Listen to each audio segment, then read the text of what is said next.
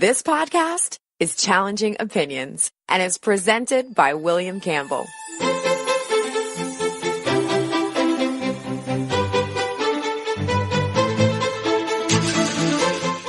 Thank you for downloading the Challenging Opinions podcast for August 6th, 2018.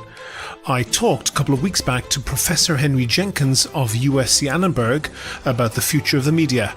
For a somewhat different view, in this podcast I'm going to talk to another university professor to ask whether news gathering is going to be viable into the future.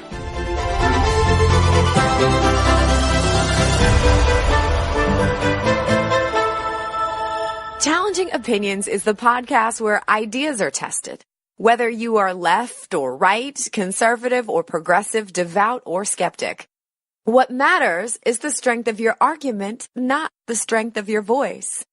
In a few minutes we'll have this. They do not want Kim Kardashian information first if they're subscribing to the Lincoln Journal-Star. That's true for sure. Of the people who are subscribing to the Lincoln Journal-Star, how many people are subscribing to the Lincoln Journal-Star? Well, it's reduced every year. That's my point. In terms of those subscribing to the paper.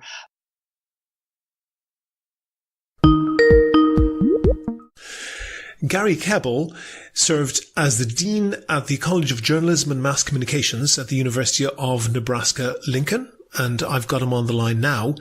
Gary, where is news media going? With bots on Twitter and with fake news, can we ever get back to real news? I hear two questions there. Where is news going, and can we get back to real news? Mm-hmm. So let me start with where is news going. And I think the answer to that one is wherever technology is taking us, for good or ill. Mm-hmm. And since technology is taking us first, we have to be very active and vigilant and aware, because we have almost sacrificed the idea of doing these technological changes ourselves first. Mm-hmm. So in other words, the communications technologies aren't necessarily starting out as communications technologies designed for journalists. Mm-hmm. They're starting out as communications technologies designed for social media, designed for digital media.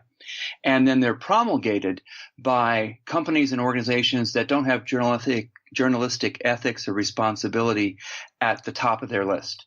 Mm-hmm. So the public is learning how to use new digital media, new communication systems, often not from journalists. So that's a problem, I believe. And we need to be much more active and involved in trying to, number one, develop the tools, and number two, teach the public the responsible use of the tools as we go along. Mm-hmm. Then that melds into the idea of news and fake news and all. And although I think the scale of what we're seeing now is pretty extreme, I think that technology simply magnifies human capabilities and desires and behaviors and expectations. So fake news didn't come with digital media. We've had fake news ever since we've had the printing press. But the scale of digital media makes it become actually all the more prevalent and instantaneous and ubiquitous. So the question we have to try to fix is ourselves, not the media and not the medium. And we've been trying to fix ourselves for, eons. And what's the answer to that one? I don't know. That's a very deep question. I don't want to go back quite that far, but in particular, and you mentioned, fake news has been there since the invention of the printing press. And I had in mind, and I'm sure you talked to your students about Hearst and the yellow press 100 or more years ago, and how he changed the press from being something very staid to something that would literally, on the afternoon that his newspaper was published, if it had the right story, would have people protesting outside the city hall or whatever. Yeah. Isn't it the case, though, that the feedback that publishers can get now is so instant and so detailed that they can rile people up really in a way that was never known before?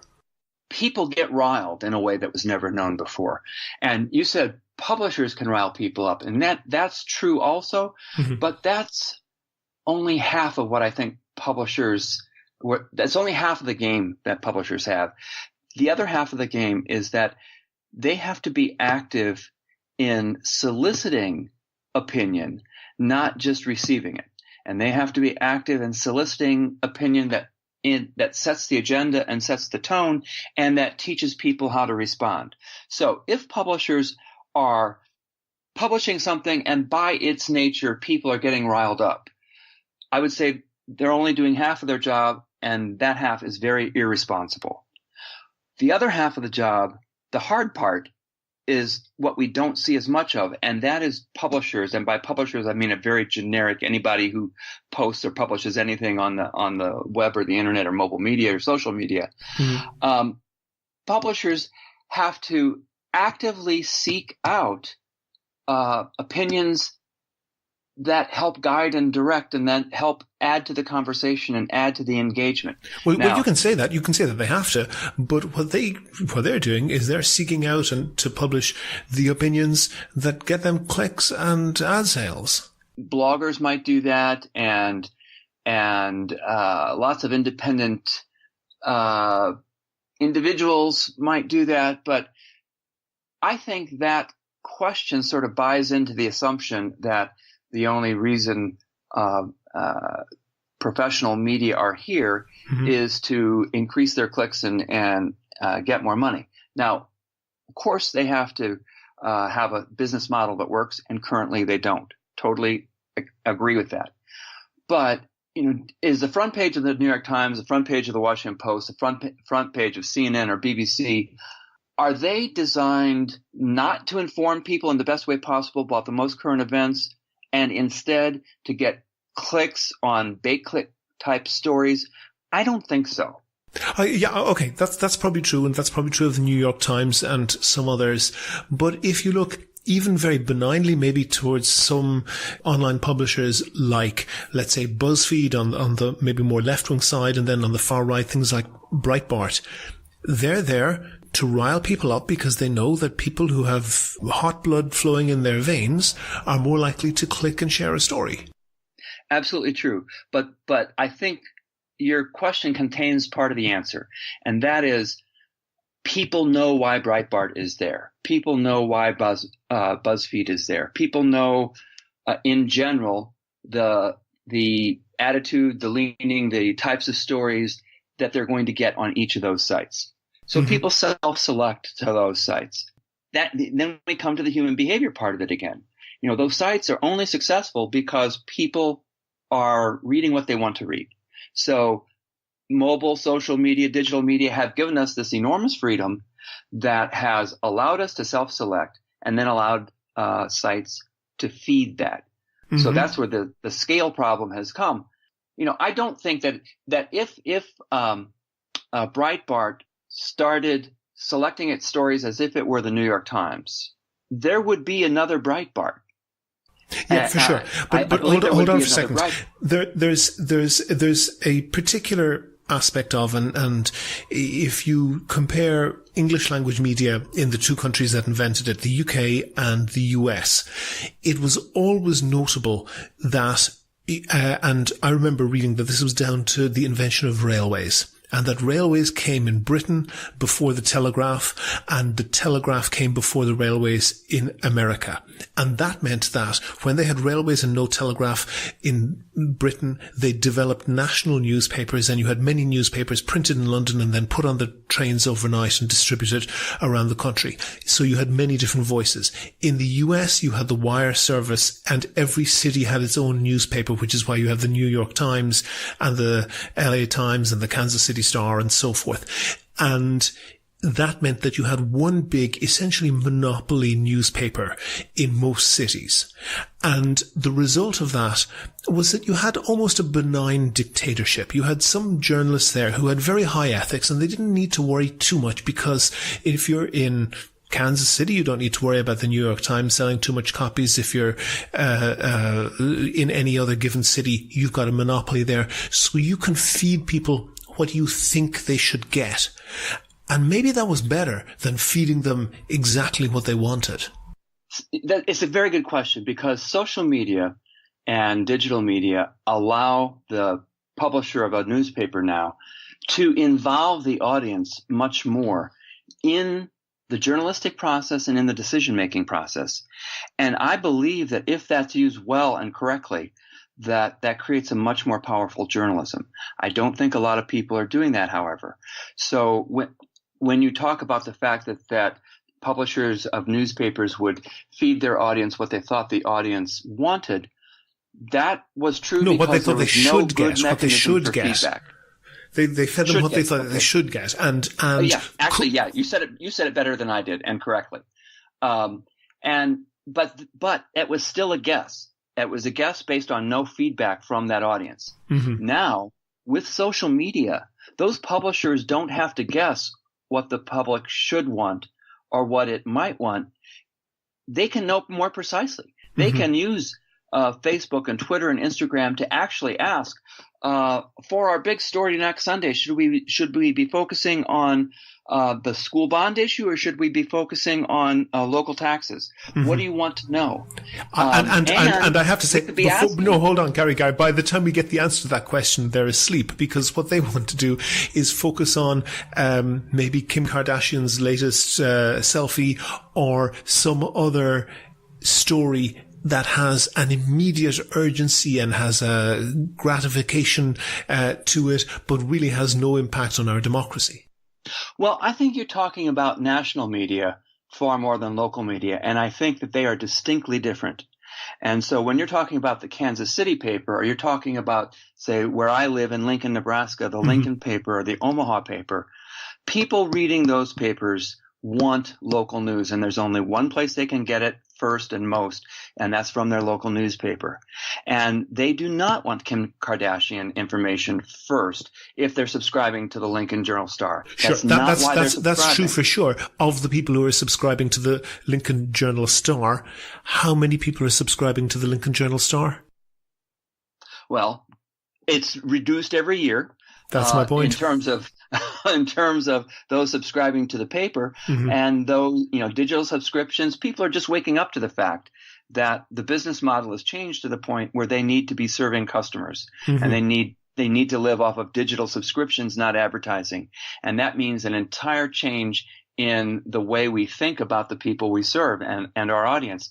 And not everybody's doing a good job of that yet. One thing that I spoke to a different journalism professor in a previous podcast here, Henry Jenkins from USC, and we discussed how newspapers, for example, LA Times, New York Times, have, in our current political situation in the last year or two, their subscriptions, their digital subscriptions have shot up. Has that happened in minor cities across the US, for example, in Lincoln, Nebraska? Well, depending on what time frame you use, the answer is yes. Digital subscriptions are rising. For the national papers have probably made a greater rate of increase in the past 2 or 3 years than local. And that's related to national news and national events. Mm-hmm. But yes, all newspapers, digital subscriptions, if they're trying to focus on them, digital subscriptions are rising. And that, again, is only half of the story, because the culture of an audience that is digitally subscribing is different from the culture of an audience that is subscribing to the print product.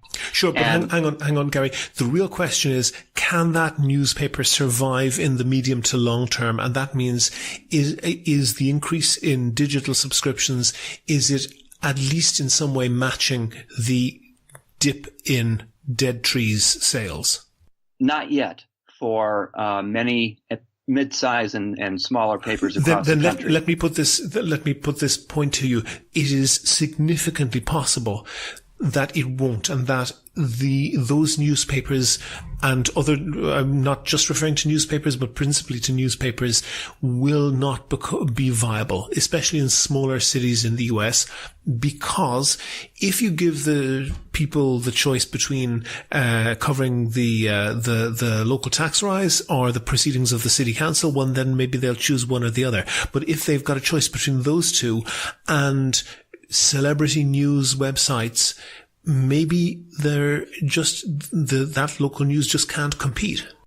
I understand what you're saying, but didn't we have this same problem 30 years ago when the magazines were People and Us, and then all of the weekly tabloids in the grocery stores, and the entertainment sections of the newspapers? Again, it's the same human behavior that we're dealing with now that we were dealing with 30 years ago. And it didn't kill the papers 30 years ago, and I don't think it's going to kill the news organization now. I do think papers on paper are going to die, but not the news organization that produced it, because it will now be producing it digitally. Okay, let me switch tack a little bit then. And presuming that they can they survive delivering us anything like impartial news? And in general, in the US, I think that newspapers have historically delivered pretty high quality news, and of course with exceptions, and of course doing it imperfectly, they have delivered mostly impartial news. But we've seen, for example, in the election, and one thing that we covered on this podcast was how Russian bots and Russian fake accounts managed to establish two separate rival groups. And one striking example of it was in a particular city in Texas, whereby they managed to create two demonstrations physically on the ground, pro and anti-Islamic demonstrations. Isn't it a danger that just the ease of transferring information makes somebody who's smart and determined can really manipulate the population? You're absolutely right. I mean, that is true. And we're realizing those capabilities now. I don't think any of us fully realized not only how easy that is, but how susceptible people are until everything that came out about the past U.S. election. And we don't have the answers to that yet. But I don't think the answer is that this medium is therefore so susceptible to manipulation that we need to either abandon it or find another. We need to figure out how to fix it. We need to and part of that fixing, I'm arguing, is not just on the part of the media. It's the people. And we need, I think this election has shown us, Hold on, Gary. Education. We have different software, and we have version 1.0 and 2.0 of software. Anybody who's developing or using software will know that the 1.0 version of software is generally not terribly reliable. But we're stuck with humans 1.0, aren't we? Well, we're stuck with humans 1.0, but we can educate humans. And what I think we need in our elementary and middle schools is media literacy education, to make people aware of these sorts of things that can happen, and to teach them that they have a responsibility to do a few things to check the accuracy or the truth of what they're reading before they pass it on. You think that middle school classes are going to persuade people to do that? Not yet, but I think that the problem is going to get worse, and I think people are going to realize that the thing that has to be done is education of the audience, and you want that to start as soon as possible. Is what I'm saying a good idea? Yeah, I think it is. Is it a practical idea that we're going to see tomorrow? No, it's not. Let's look forward then into the future. How do you see just the delivery of news changing? Obviously, many newspapers have their own apps, or they rely on clicks in from Facebook. Do you see anything on the horizon whereby that electronic delivery will change? Well, I think the biggest change is going to come through voice and artificial intelligence. So I think when you combine voice and artificial intelligence, you're going to get new media and new delivery systems, and they're going to be much easier to use. And they're going to allow us to be more passive, which is what we want, and receive things. So I think that the new delivery is going to be, piped to us through voice. Oh, so somebody's actually reading me out the articles while I've got my earphones in? Yeah, exactly. Oh, okay. That's going to be interesting competition for podcasts, I guess. Then essentially my question is, how is that likely to be consumed differently? Because you say that this is going to be, require less attention or less investment from the reader. Won't be a reader, but obviously from the consumer. Does that mean that essentially the quality of the way the information is absorbed will be different? I think it does mean that, but I don't think that we know exactly how. It's like once there's a new invention, it's often used in ways that the inventor didn't intend or didn't even think about. Mm-hmm. Once people get out there and start using it. And so I think that inventions go through these phases in their life cycle. The first phase is just getting the thing out there. And the second phase is seeing how people actually use it, which is often different from its intended purpose.